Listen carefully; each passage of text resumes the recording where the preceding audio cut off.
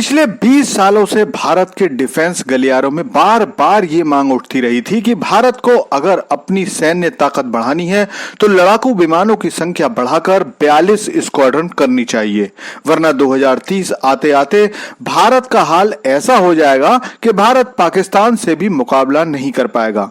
लेकिन भारत की हथियार खरीद की गति इतनी धीमी है कि कभी कभी ये मांग और इनकी फाइलें मंत्रालय में ही दबी हुई रह जाती हैं।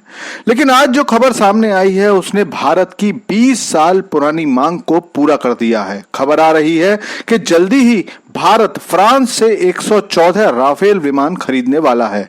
इस खबर के आने के बाद पूरी दुनिया के वो हथियार निर्माता कंपनियां और दलाल दुख के समुद्र में डूब जाने वाले हैं जो पिछले 10 से 12 सालों से अलग अलग देशों के लड़ाकू जहाजों के लिए लॉबिंग कर रहे थे। ये डिफेंस डील इतनी बड़ी है कि इस अमाउंट की डील भारत तो छोड़ ही दीजिए, पूरी दुनिया में आज तक किसी देश ने इतनी बड़ी डिफेंस डील नहीं की है।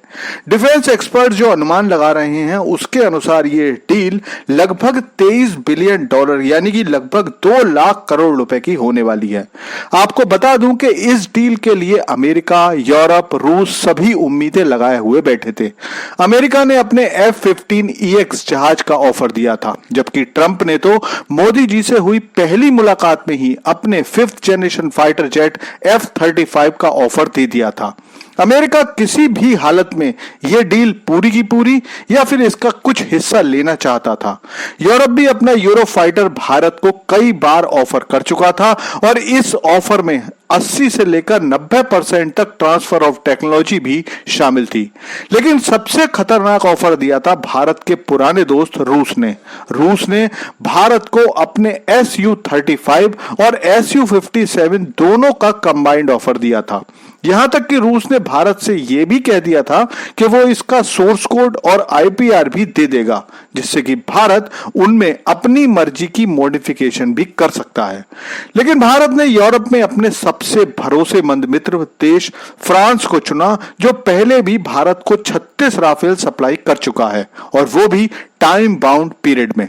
इस डील के साथ भारत ने कुछ शर्तें भी रखी हैं। ये सारे जहाज भारत में ही बनाए जाएंगे, जिसमें 60% सामान भारतीय लगाना होगा। फ्रांस पहले भी इन शर्तों पर राजी रहा है। इसके साथ ही इन जहाजों में एयर टू ग्राउंड मिसाइल भी दी जाएंगी। इस बार फ्रांस अपनी पुरानी स्कैल्प मिसाइलों से भी ज्यादा दूरी तक मार करने वाली और ज्यादा घातक मिसाइलों को राफेल में फिट करने देने वाला है, जो लड़ाई के समय और भी कम खतरा उठाए और अधिक से अधिक नुकसान पहुंचा सके। इस ऑर्डर के बाद भारत के पास कुल 176 राफेल जहाज वायुसेना में हो जाएंगे। इसके अलावा 26 राफेल जहाज भारत अपनी नेवी के लिए भी ऑर्डर कर चुका है। सबसे खास बात यह है कि इन जहाजों में लगने वाले इंजन की मेंटेनेंस भी भारत में ही होने वाली है।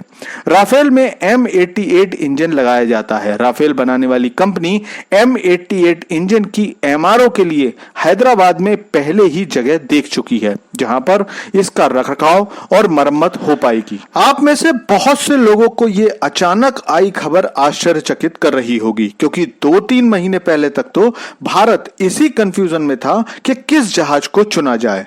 लेकिन ऑपरेशन सिंदूर के दौरान राफेल जहाजों का जो जबरदस्त प्रदर्शन हुआ था, उसके बाद राफेल को ही चुना गया। यहां ये अपने स्पेक्ट्रा इलेक्ट्रॉनिक युद्ध सूट का उपयोग करके चीन की PL-15 air to air missile को भी मार गिराने में सफल हुआ था। अभी फिलहाल वायुसेना ने 114 राफेल खरीद का प्रस्ताव रक्षा मंत्रालय को भेजा है, जिसके बाद सरकार की कैबिनेट कमेटी ऑफ सिक्योरिटी इस पर निर्णय लेगी और इसकी सही कीमत को लेकर गवर्नमेंट टू गवर्नमेंट डील होने की संभावना है, जो उस 3 से 6 महीने के अंदर पूरा कर लिया जाएगा।